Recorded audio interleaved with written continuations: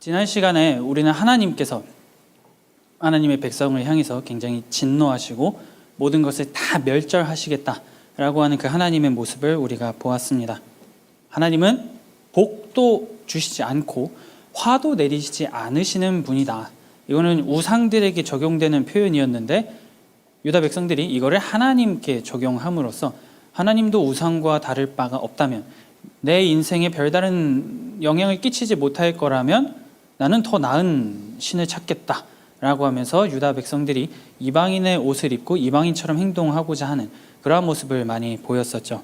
그래서 그런 백성들을 향해서 하나님께서는 여호와의 날이 가까우니 돌이켜야 된다, 그 길로 가서는 안 된다라고 말씀하셨던 것이 1장의 전체적인 내용이었습니다.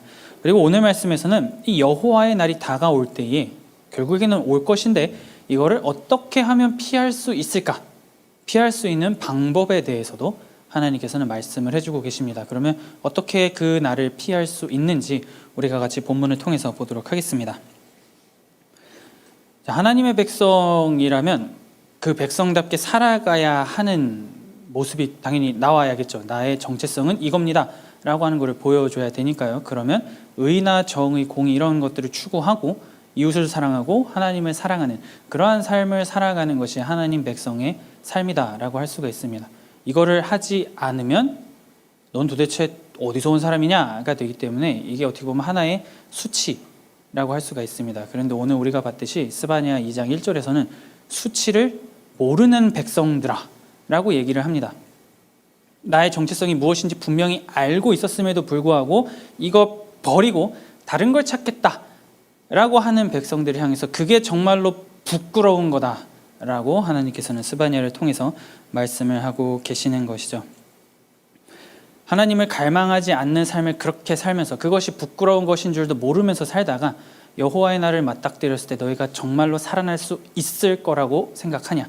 너희가 지금 갖고 있는 그 방법이 여호와의 날을 막아줄 거라고 확신하느냐? 아니다. 모여라. 모여라 라고 말씀을 하고 계시는 것이죠. 오늘 말씀 2절을 잠깐 같이 함께 보도록 하겠습니다. 명령이 시행되어 날이 겨같이 지나가기 전, 여호와의 진노가 너희에게 내리기 전, 여호와의 분노의 날이 너희에게 이르기 전에 그리할지어다. 바람에 날리는 겨 같다라고 오늘 본문이 얘기를 합니다. 순식간에 확 지나간다는 거죠. 그렇기 때문에 여호와의 날이 하는 사이에 순식간에 확 와가지고 모든 것을 진멸할 건데 도대체 그거를 어떻게 방비하려고 하느냐라고 말씀을 하고 있는 거다라고 볼 수가 있습니다.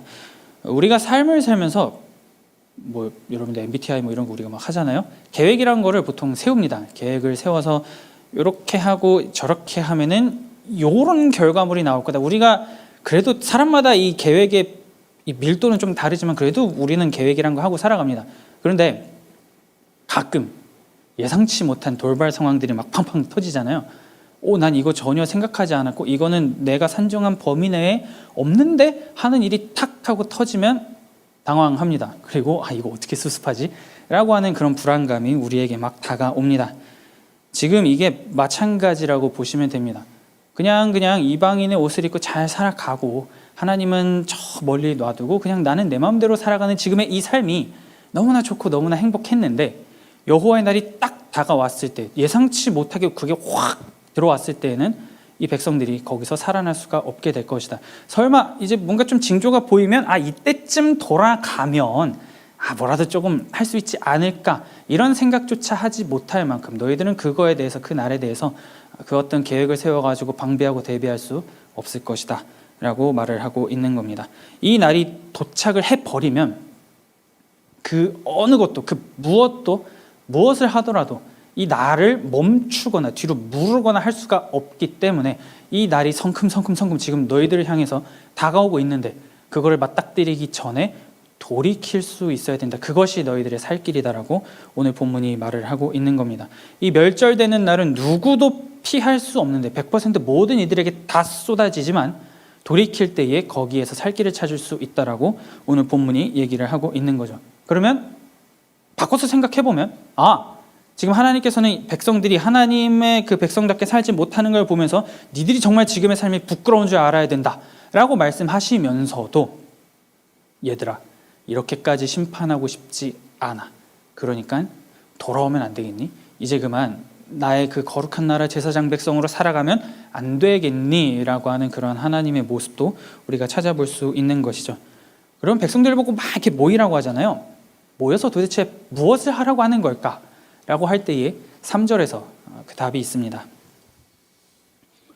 여호와의 규례를 지키는 세상의 모든 겸손한 자들아, 너희는 여호와를 찾으며 공의와 겸손을 구하라. 너희가 혹시 여호와의 분노의 날에 숨김을 얻으리라. 분명하게 얘기를 하고 있습니다. 하나님을 찾고 의와 겸손을 구하라라고 오늘 본문은 얘기를 합니다. 그러면 혹시 심판에서 건짐을 받아낼 줄 누가 아냐라고 지금 스바냐가 얘기를 하고 있는 거죠. 우리가 하나님께 기도할 때 다양한 주제들을 가지고 기도를 합니다. 이런 문제가 있습니다. 이런 걸 앞두고 있습니다. 도와주십시오. 이런 기도를 우리가 합니다. 하나님의 도우심을 구하죠. 그런데 이것 외에도 우리는 회개라고 하는 회개 기도도 합니다. 내가 저지른 그 어떤 죄, 하나님과 나와의 관계, 그리고 나와 타인과의 어떤 관계에서 내가 하나님 백성답지 못한 삶을 살았을 때에 우리는 회개를 합니다. 그 회개를 한다는 것은 결국에는 이거죠. 내가 이 잘못을 인정합니다라고 하는 걸 담고 있습니다. 내가 지금 잘못 살았고 잘못된 길로 갔다라고 하는 것을 인정하면서 돌아가겠습니다. 도와주십시오라고 하는 것이 회개 자체에 들어가 있습니다. 그러면 3절의 말씀에서 의와 겸손을 구하면서 하나님을 다시 찾으라라고 하는 말은 너희들의 죄, 수치를 모르고 행동했던 그 모든 것들을 인정하고 돌아와라. 얼굴에 철면피 깔고 이방인의 옷을 입고 막 이렇게 사는 것이 아니고 너희들이 지금 살아가고 행동하는 것이 하나님 백성답지 못한 모습이기 때문에 그것이 부끄러운 것임을 알고 그것을 인정하고 잘못 살았음을 인정하고 심판받아 마땅한 존재임을 인지하고 나에게로 돌아와라 라고 하나님께서는 이 3절을 통해서 말씀을 하고 있는 것이죠. 그렇기 때문에 부끄러움, 수치 이러한 것이 무엇인지 정확하게 알면서 내가 심판받아 마땅한 사람이지만 하나님께서 건져주실 것을 기대하면서 통회하는 심정으로 하나님을 찾고 하나님을 구하고 하나님께 나아가는 그 자들이 오늘 이 3절 말씀에 나온 세상의 모든 겸손한 자들이다 라고 본문은 얘기를 합니다. 잘못을 저질렀는데 이 죄를 인정하지 않고 그게 뭐야가 되면 세상의 모든 겸손한 자들 안에 이제 들어갈 수가 없게 되는 것이죠. 결국에는 지금 하나님께서 요구하시는 것 딱 하나입니다. 잘못했지, 인정하고 회개해. 그러면 용서해 줄게. 돌이킬 수 있어. 돌이킬 수 있어. 라고 답을 분명하게 주고 계시는 것이죠. 그럴 때에 혹시라도 숨김을 얻을 수 있다. 얻을지도 모른다. 라고 말씀을 하고 계시는 겁니다. 요시야 왕이 나라를 개혁한 이후에 뭐 하나 제대로 바뀐 게 없었어요. 워낙 나라가 악이나 이런 거에 찌들어 있었기 때문에 한 사람의 개혁이 모든 걸 바꿔내지는 못했습니다. 아무리 전 국가가 다 일어나가지고 우상을 타파했다 할지라도 이미 깊숙하게 박힌 그거를 완벽하게 떼어내기에는 무리가 있었습니다. 그러니 이스라엘 백성들 입장에서, 유다 백성들 입장에서 하나님께 돌이키면 잘 된다라고 난 분명히 들었고 하나님을 붙잡으면 문제를 해결해 주신다라고 내 조상들, 아버지, 어머니, 할아버지 막 성경에서도 봤는데 그러면 우리가 이렇게 개혁을 했을 때 뭔가 나타나야 되는 거 아니냐. 근데 왜 아무것도 나타나지 않느냐라고 유다 백성들은 생각을 한 거고 그러니 이방인의 옷을 입겠다. 하나님 버려 라고 이들이 얘기를 한 겁니다. 그렇기 때문에 하나님을 버리는 삶을 살게 되면 하나님께서 백성에게 요구하신 정의를 실천하고 사랑을 베푸는 삶을 당연히 살지 않겠죠. 내가 원하는 대로 내가 갖고 싶은 대로 단지 충동적으로 행동하는 그러한 것만 남게 됩니다. 우상이 요구하는 것이 보통 그런 것들이에요. 그렇기 때문에 하나님께서는 거기서부터 멀어지고 정의가 땅바닥에 떨어진 지금의 오늘날 그 세상 속에서 정의를 다시금 세워라. 너희가 그걸 세워야 된다. 돌이켜야 된다. 라고 분명하게 말씀을 하고 계십니다. 그렇기 때문에 겸손을 구해야 된다라고 말씀을 하시는 거예요. 겸손하면은 그 딱 떠오르는 이미지가 있습니다. 뭔가 되게 할 줄 아는데 아닙니다. 괜찮습니다. 이제 이렇게 얘기하는 거. 그런 거를 우리가 보통 겸손이라고 생각할 수도 있고 여러분들이 생각하는 겸손이 딱 그 단어를 들었을 때 떠오르는 이미지가 있을 겁니다. 그러면 과연 성경에서 말하는 겸손은 무엇인가? 지금 이 겸손을 구하라라고 할 때의 겸손이 어떤 표현인가? 성경 구절을 통해서 좀 보려고 합니다. 잠언 15장 33절에 이렇게 말을 합니다. 여호와를 경외하는 것은 지혜의 훈계라. 겸손은 존귀의 길잡이니라. 여기서 말하는 존귀의 길잡이는 영광이라고 바꿔서 해석을 할 수가 있습니다. 겸손은 곧 영광이다라고 얘기를 하는 것이죠. 그리고 똑같이 잠언 22장 4절에서는 이렇게 언급을 합니다. 겸손과 여호와를 경외함의 보상은 재물과 영광과 생명이니라. 지금 여기서 겸손이 나옵니다. 그리고 우리가 이 땅을 살아가면서 바라는 그 모든 것들을 누가 준다라고 지금 얘기하냐면 하나님을 경외하고 겸손한 삶을 추구할 때에 하나님께서 보상으로 지금 재물을 주시고 모든 것들을 주겠다, 영광을 주시고 거기에 더해서 생명까지 주겠다라고 오늘 성경 잠언은 분명하게 얘기를 합니다. 그러면 바꿔 말하면 이렇게 되는 거죠. 하나님을 찾을 때, 하나님을 구할 때, 하나님을 경외할 때 이 모든 것들이 따라온다라고 오늘 성경이 얘기를 하고 있는 겁니다. 그렇기 때문에 겸손을 구하라라고 하는 거는 저는 아무것도 아닙니다 이거라기보다는 좀 더 한 발자국 더 나아가서 하나님을 간절하게 찾고 하나님을 간절하게 구하는 행동, 그거 자체가 겸손 안에 들어가 있는 거죠. 왜 구하냐라고 하면 우리가 처음에 떠올린 겸손의 이미지가 여기에 들어가는 겁니다.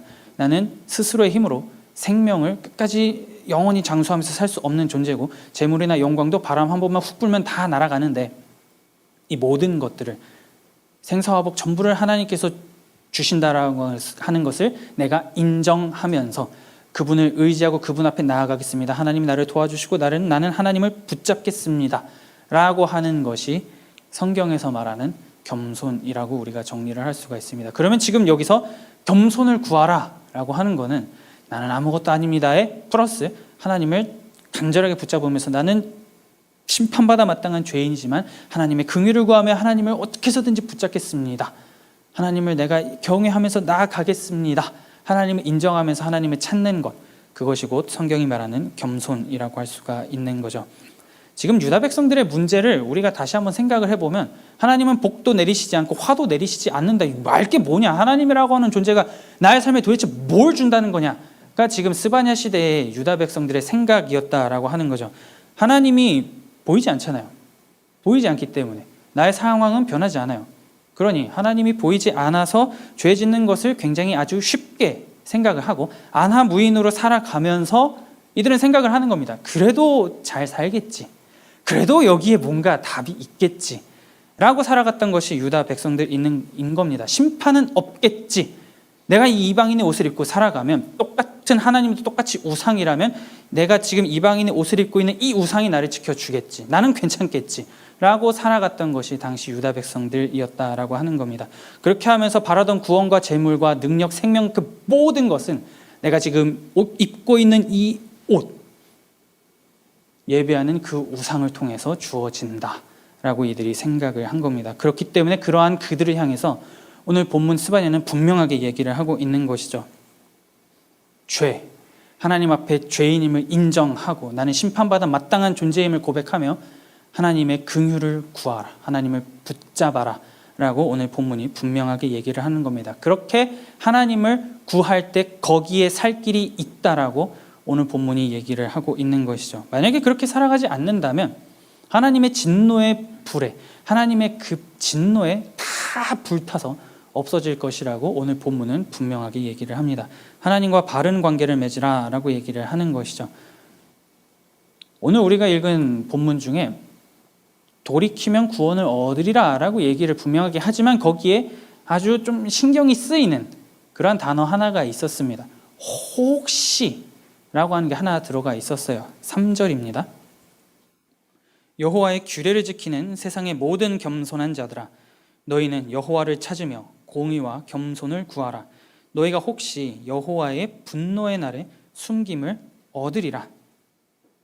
돌이키면 숨김을 얻으리라 라고 깔끔하게 얘기해주면 좋은데 돌이키면 혹시라고 하면서 긴장을 막 계속 줍니다. 이거 뭐지? 라고 생각을 하게 만드는 거죠.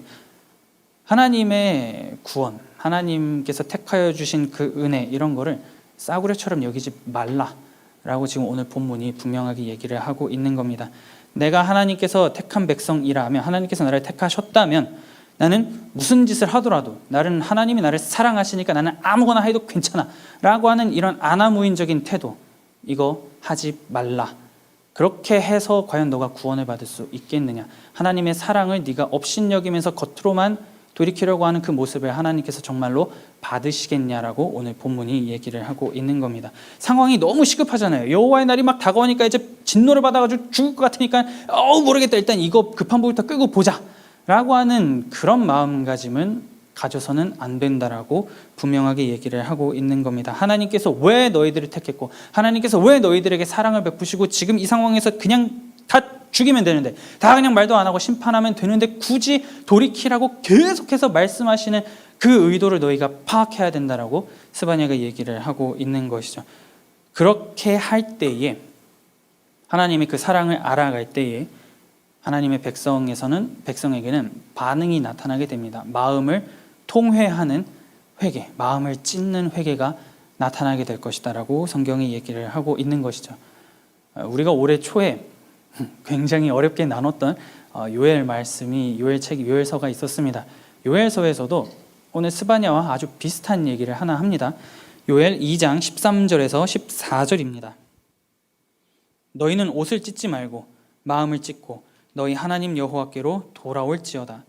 그는 은혜로우시며 자비로우시며 노하기를 더디하시며 인애가 크시사 뜻을 돌이켜 재앙을 내리지 아니하시나니 주께서 혹시 마음과 뜻을 돌이키시고 그 뒤에 복을 내리사 너희 하나님 여호와께 소제와 전제를 드리게 하지 아니하실는지 누가 알겠느냐. 여기서도 혹시가 들어가 있죠. 구원을 얻는 것, 심판을 피하는 것의 주체가 나에게 있지 않다라고 오늘 성경은 분명하게 얘기합니다. 내가 돌아가면 내가 돌아갔으니까 심판을 받지 않겠지가 아니고, 모든 결정이, 모든 그 판단이 하나님께 있다라고 오늘 성경은 분명하게 얘기를 하고 있는 것이죠. 초점이 내가 아니고 하나님에게 맞춰져 있다라고 하는 겁니다. 하나님 앞에 서 있음을 분명하게 인지하고 내가 심판과 죄를 지었다라고 한 것을 인정하면서 하나님을 찾고 하나님을 의존할 때, 그 사람의 마음 속에서는 내가 지은 그 죄를 회개하고자 하는 마음을 찢는다라고 하는 걸 다르게 말하면 심장을 찢는 겁니다. 그 정도로 처절한 마음으로 하나님 앞에 나아가는 자가 될 것이다. 그리고 그것이 겸손이고 그것이 회개다라고 오늘 본문이 분명하게 얘기를 하고 있는 겁니다. 그렇기 때문에 혹시 숨김을 얻을 수 있을지 누가 아느냐라고 하는 말은 결국에는 하나님의 성품에 의존해서 모든 결정을 하나님께 맡기겠습니다가 되는 겁니다. 내가 돌이켰으니까 하나님이 나를 구원해 주시겠지가 아니고, 나는 죄인임을 인정하면서 나아갑니다. 구원을 베풀어 주십시오 라고 하는 자세가 필요하다라고 하는 것이죠. 이미 이방인의 옷을 입었기 때문에 이 당시 유다 백성들은 그냥 내 마음대로 막 다 살았을 겁니다. 그렇기 때문에 그 모든 것을 인정하고 돌아와라 라고 말씀을 하고 계시는 것이죠. 그렇기 때문에 하나님의 그 성품에 의지해서 백성의 합당한 삶을 살기 위해서 돌아가려고 마음을 먹고 옷을 찢고 마음을 찢고 심장을 찢을 때 거기에 살 길이 있다라고 얘기를 하는 겁니다. 그런 자가 여호와의 심판, 그 진노의 날은 이 땅 가운데 다 쏟아지면서 모두가 겪겠지만, 그렇게 돌이킨 자는 하나님의 주권에 의해서, 하나님의 성품에 의해서 구원이라고 하는 것을, 숨김이라고 하는 것을 누릴 수 있다라고 얘기를 하고 있는 것이죠. 그리고 나서 너희가 그러니까 이제 이것이 수치임을 알았으면 돌이켰으면 좋겠다라고 얘기를 하시면서, 그렇게 말씀을 하시면서 너희들이 그렇게 입기를 좋아하는 이방 나라들 또한 내가 다 심판할 거다. 그러면 너희들은 무슨 옷을 입어야 되고 누구를 믿어야겠느냐라고 말씀하시는 내용이 4절부터 15절까지다 라고 우리가 정리를 할 수가 있습니다. 이 4절부터 5절, 15절까지는 4개의 국가가 나옵니다. 동서남북으로 중심으로 해가지고 블레셋, 모압과 암몬, 구스, 그리고 우리가 너무 잘 알고 있는 아수르는 이제 딱 하면 뭐가 막 떠오르는 게 있으실 거예요. 이렇게 4개의 국가를 향해서 하나님께서 다 심판하시겠다라고 말씀을 하고 계시는 것이 4절부터 15절입니다. 그러면 간단하게 각 국가가 어떠한 죄를 저질렀기에 하나님께서 심판하려고 하시는지 우리가 좀 보도록 하겠습니다. 먼저 본문에서는 서쪽의 블레셋부터 심판을 언급을 합니다. 성경을 좀 읽어보시거나 이 설교나 뭐 말씀 묵상이나 연구를 좀 해보신 분들은 블레셋 하면 딱 떠오르는 게 있으실 거예요. 이스라엘을 아주 괴롭히다 못해 너무나도 심각하게 괴롭혔던 그러한 도시국가, 그러한 민족이 블레셋이었습니다. 궁금하신 분은 사사기랑 사무엘상 이렇게 보시면 허건나 이스라엘이랑 블레셋이 싸우는 거를 볼 수가 있어요. 그러니까 옛날부터 계속 괴롭혔던 민족이 블레셋인 겁니다. 강력한 철기 문화와 해안도로를 통해서 무역에 굉장히 능했습니다. 그러니 뭐 완전히 막 잘 살았던 것이죠. 그러면서 이 블레셋은 생각한 겁니다. 나 정말 세네. 와, 내가 여기서 최고야 라고 하는 마음을 블레셋이 가졌다라고 하는 것이죠. 그렇기 때문에 하나님은 그 강함을 꺾고 쑥대밭으로 만들어버리겠다라고 오늘 얘기를 하는 겁니다. 여러 도시가 나오는데요, 우리는 이 도시 이름을 잘 모르잖아요. 그냥 쉽게 생각하면 서울도 무너질 것이고, 강원도는 박살날 거고, 전라도는 불에 탈 거고, 경상도는 홍수가 날 거다, 이런 식으로 이해하시면 됩니다. 그냥 각 도시 하나하나를 완벽하게 그 돌을 하나님이 완전히 다 부수어버리겠다라고 하나하나 찝어가지고 말씀하시는 장면이 블레셋의 심판 가운데에 나타나는 것이죠. 모압과 암몬이라고 나오는데 이들은 블레셋하고는 조금 다릅니다. 하나님의 백성을 비방하고 조롱한 죄가 있다라고 오늘 성경이 얘기를 합니다. 그러면서 우리도 조금 능력이 있네, 거기에 플러스 교만이 좀 덧대어진 것이 모압과 암몬이라고 할 수가 있죠. 하나님께서는 이거를 모압과 암몬에 대한 심판을 말씀하시면서 이렇게 말씀을 하십니다. 너희들이 내 새끼들한테 비방하고 욕하는 것 내가 들었다 라고 말씀을 하십니다. 그리고 그거를 내 백성들이 너무나 괴로워가지고 울고 있는 그 모습을 내가 보았다라고 모압과 암몬의 심판을 통해서 하나님이 말씀을 하십니다. 너희들의 조롱 내가 들었고 내 백성들이 눈물을 흘리는 것을 내가 보았다. 그렇기 때문에 심판을 할 것이다 라고 말씀을 하고 계십니다. 이 심판이 그냥 심판하겠다가 아니고요, 아무래도 조금 몇 가지가 막 더 추가가 되잖아요. 그래서 하나님이 맹세까지 합니다. 내가 진짜로 여호와의 모든 것을 걸고 너희들 부셔버릴 거라고 말씀을 하십니다. 9절입니다. 그러므로 만군의 여호와 이스라엘의 하나님이 말하노라. 내가 나의 삶을 두고 맹세하노니 장차 모압은 소돔 같으며 암몬 자손은 고모라 같을 것이라. 찔레가 나며 소금 구덩이가 되어 영원히 황폐하리니 내 백성의 남은 자들이 그들을 노략하며 나의 남은 백성이 그것을 기업으로 얻을 것이라. 모압과 암몬이 소돔과 고모라처럼 완전히 심판받아서 없어질 것이라고 하나님께서 말씀을 하시죠. 그리고 남쪽에 구스를 이제 언급을 합니다. 모압과 암몬은 동쪽이었고요, 남쪽은 구스인데요, 이집트 남부 쪽에 있던 국가라고 생각을 하시면 됩니다. 그런데 굉장히 짧아요. 한 절만 나오고 그냥 훅 하고 넘어가거든요. 그러면 얘네는 여기 왜 들어가 있는 거야? 라고 생각을 할 수 있지만 뭐라고 얘기하냐면 너희도 이와 같다 라고 성경에서 분명하게 언급을 합니다. 너희도 라고 하는 표현을 볼 때 블레셋, 모압과 암몬 요 세 개를 언급을 하셨잖아요. 그러면서 너희도 똑같아 라고 하는 것은 이 구스도 뭔가 구체적으로는 어떤 죄인지는 기록은 되어 있지 않지만 이런 류를 얘네도 행했구나 라고 하는 것을 우리가 생각을 해볼 수가 있습니다. 이 구스는 국가의 힘이 약해지기 전까지는 유다 왕국을 좀 간섭했던 것도 맞아요. 그리고 초창기에는 이들이 말 산업이 좀 굉장히 잘 됐습니다. 그래가지고 이 말을 수출하는 걸로 좀 먹고 살았는데 어디다 팔았냐면 아수르에다가 팔았어요. 아수르가 기병을 움직이는 데 사용됐던 말의 대부분이 구스인들이 무역을 하면서 넘긴 말이었습니다. 그러면서 이들이 가가지고 아수르인들이 잘 싸울 수 있게 말을 이렇게 막 책임져주고 양육하고 이런 것들도 했습니다. 물론 후에 서로 이해관계가 틀어져가지고 아수르하고 싸움을 하고 전쟁을 하는 관계로 변하긴 했지만 구스 사람들이 이러한 일을 했던 것이 역사 가운데 있었던 것이죠. 그렇기 때문에 누구도 하나님의 심판 앞에서 자유로울 수 없다. 너희도 똑같다 라고 오늘 성경은 얘기를 하는 겁니다. 그리고 마지막으로 대망의 아수르, 굳이 설명을 하지 않아도 너무 잘 아실 겁니다. 아수르가 어느 민족이고 어떤 사람들이었는지 잘 아실 거예요. 스바냐가 활동하던 시대는 아수르가 아직 존재했던 시기입니다.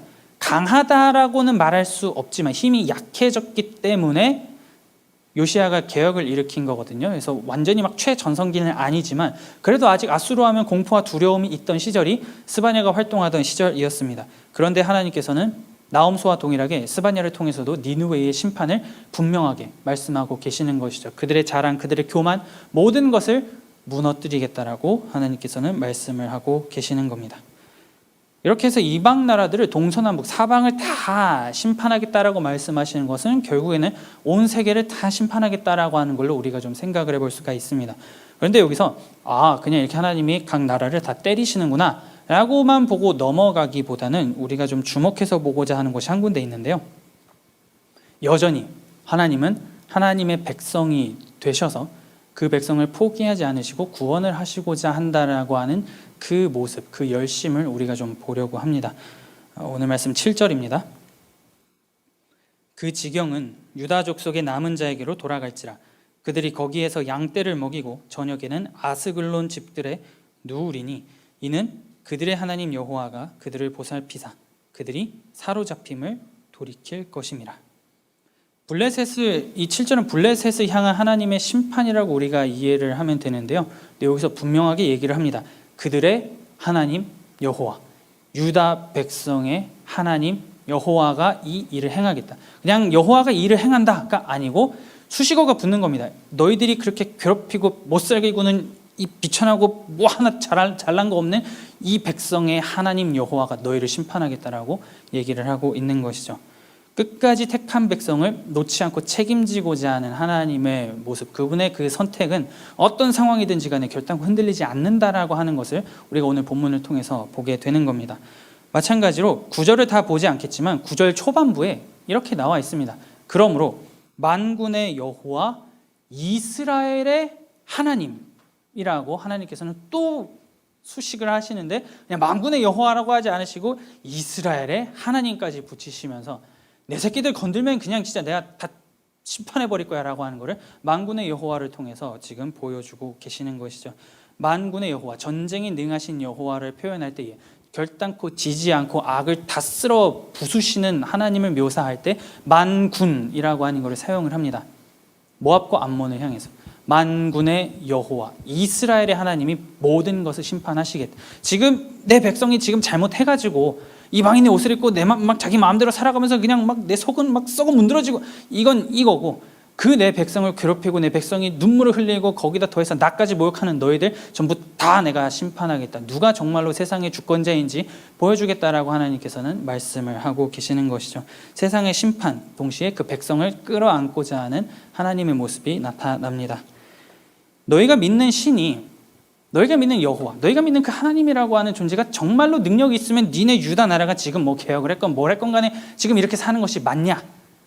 능력도 없어가지고 아직도 그냥 그렇게 살아가고 라고 비방하는 주변 국가들, 또 다른 사람들, 그리고 하나님이 보이지 않는다라고 해서 하나님은 복도 내리지 않고 화도 내리지 않고 도대체 정말로 살아계신 분인지도 모르겠고 우상이나 다를 바 없다 라고 생각하면서 그냥 자기 입맛대로 자기 생각과 소견대로 살아가던 그러한 유다 백성들에게 오늘 본문은 얘기를 하고 있는 겁니다. 하나님은 모든 능력을 해결하실 수 있는 분이고 만군의 여호와이시고 그 모든 이방 나라들까지도 심판하실 수 있는 전능하신 분이다. 그러니 어떻게 해야겠느냐. 이런 하나님의 능력 앞에서 우리는, 하나님의 백성은 의를 구하고 겸손을 찾는 삶을 살아야 된다라고 오늘 본문이 얘기를 하고 있는 겁니다. 유다 백성이 무엇을 따르고 무엇을 입고 벗어야 될지를 지금 완전히 망각한 그러한 시대 속에서 답이 없어 보이는 그 세상 가운데에서 스바냐는 분명하게 얘기를 하는 겁니다. 하나님을 찾는 것 그 자체가 길이고 거기에 답이 있다라고 말을 하고 있는 것이죠. 하나님이 보이지 않기 때문에 우리는 이런 생각을 할 수가 있습니다. 그냥 뭐 마음대로 살아도 막 하늘에서 막 벼락이 떨어지는 것도 아니고 뭐가 막 엄청 꼬이는 것도 같지 않고 그냥 이렇게 사는 것도 뭐 괜찮네, 살만하네 라고 우리가 생각을 할 수도 있습니다. 그게 지금 이 스바냐 시대에 살아가던 유다 백성들의 삶이랑 다를 바가 없는 모습이에요. 그런데 오늘 스바냐는 우리에게 얘기를 하고 있는 겁니다.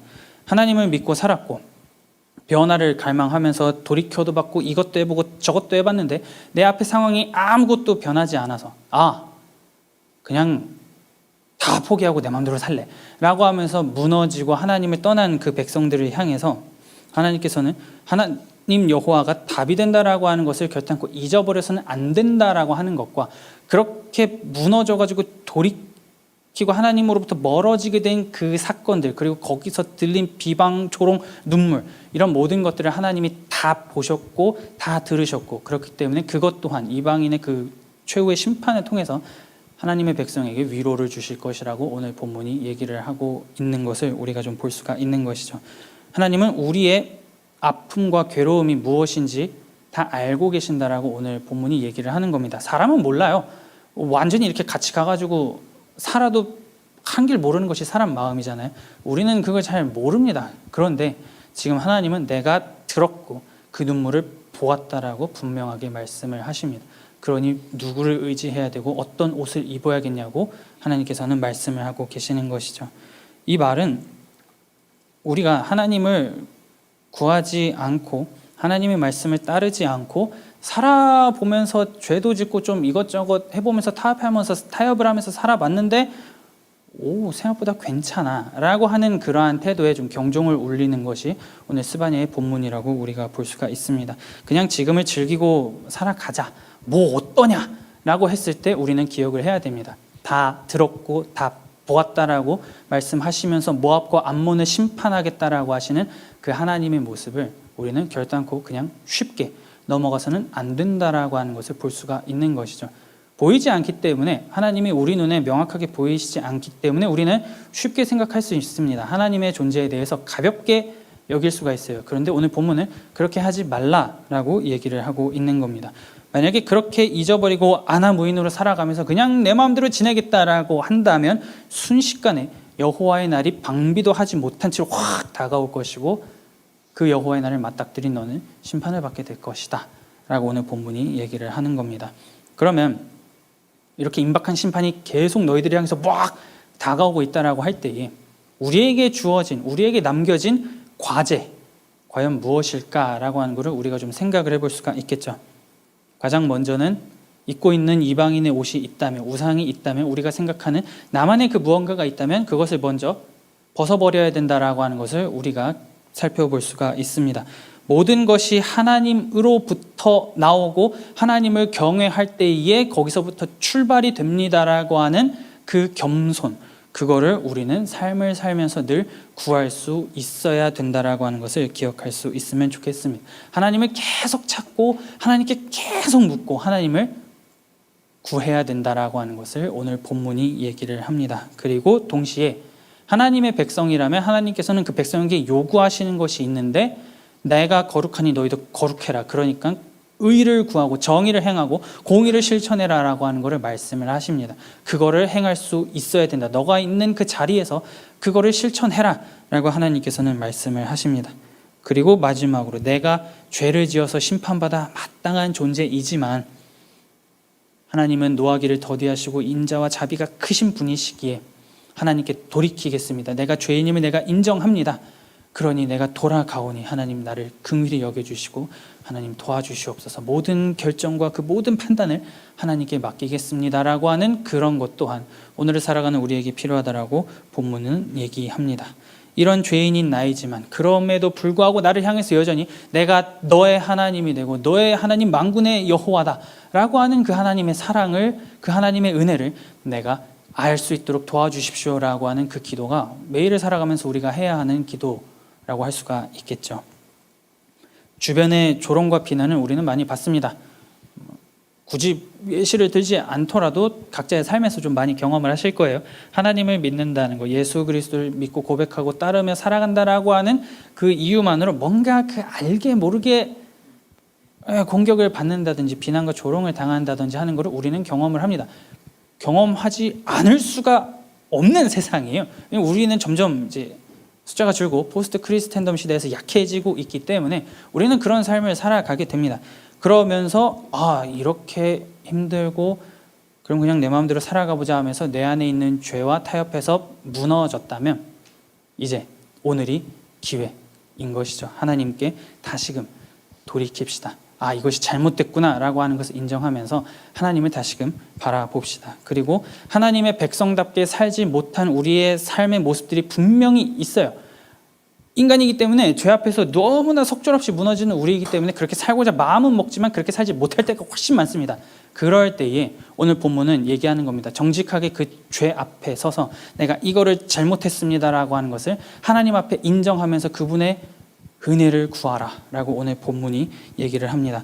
회개를 부끄러워해가지고 나는 회개 못하겠어가 아니고 오히려 회개를 사랑하면서 하나님의 자비를 구하라고 오늘 본문이 얘기를 하고 있는 것이죠.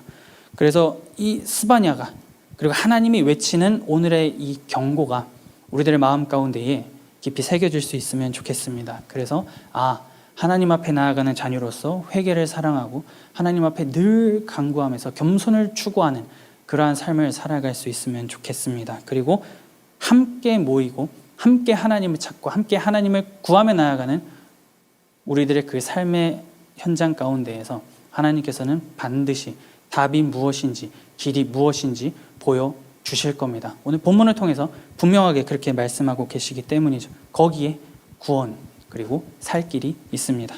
여호와의 날을 피할 수 있는 방법이 아예 없지 않고 있다라고 오늘 본문은 분명하게 얘기합니다. 그래서 이거를 잊지 않고 날마다의 삶 속에서 의, 겸손, 회개 이러한 것들을 추구하고 실천으로 옮기면서 하나님의 자비를 구하며 나아갈 수 있는 저와 여러분들이 될 수 있기를 마음 다해 축복합니다.